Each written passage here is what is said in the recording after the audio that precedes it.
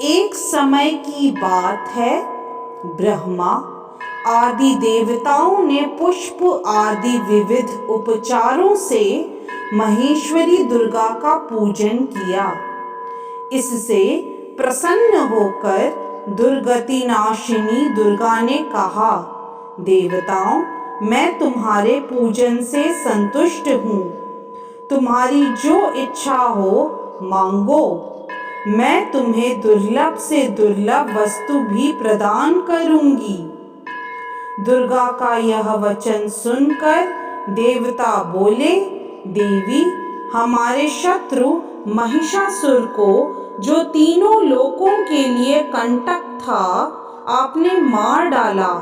इससे संपूर्ण जगत स्वस्थ एवं निर्भय हो गया।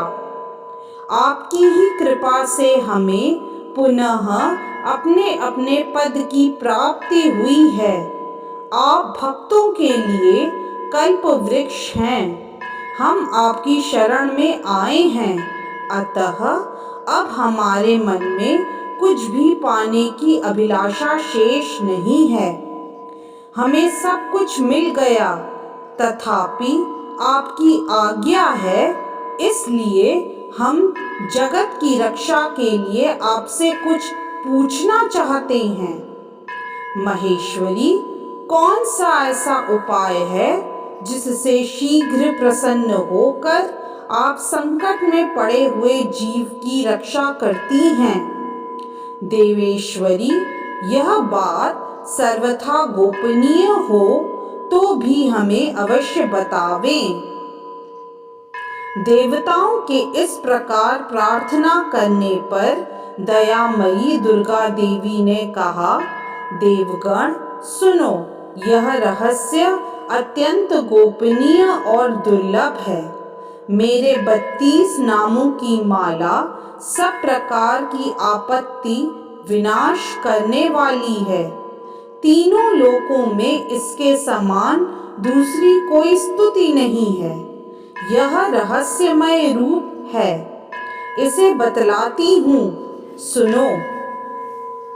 दुर्गा दुर्गार्ति शमनी, दुर्गा पद्वी निवारिणी, दुर्गा मच्छेदिनी, दुर्ग साधिनी, दुर्ग नाशिनी, दुर्गतोद्धारिणी, दुर्ग निहंत्री, दुर्गा मापहा, दुर्गम ज्ञानदा, दुर्ग दैत्य लोक दवानला, दुर्गमा, दुर्गमालोका, दुर्गमात्म स्वरूपिणी, दुर्गमार्ग प्रदा, दुर्गम विद्या, दुर्गम आश्रिता, दुर्गम ज्ञान संस्थाना, दुर्गम ध्यान भासिनी, दुर्गमोहा, दुर्गमगा, दुर्गमार्थ स्वरूपिणी, दुर्गमासुर संहंत्री, दुर्गमायुध धारिणी, दुर्गमांगी, दुर्गमता, दुर्गम्या, दुर्गमेश्वरी, दुर्ग भीमा,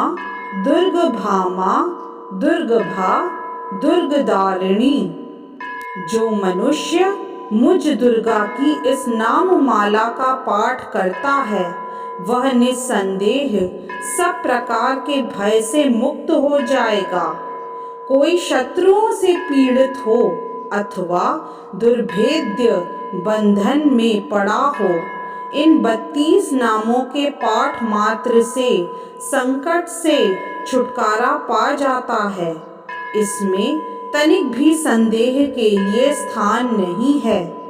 यदि राजा क्रोध में भरकर वध के लिए अथवा और किसी कठोर दंड के लिए आज्ञा दे दे या युद्ध में शत्रुओं द्वारा मनुष्य घिर जाए अथवा वन में व्याघ्र आदि हिंसक जंतुओं के चंगुल में फंस जाए, तो इन 32 नामों का 108 बार पाठ मात्र करने से वह संपूर्ण भयों से मुक्त हो जाता है।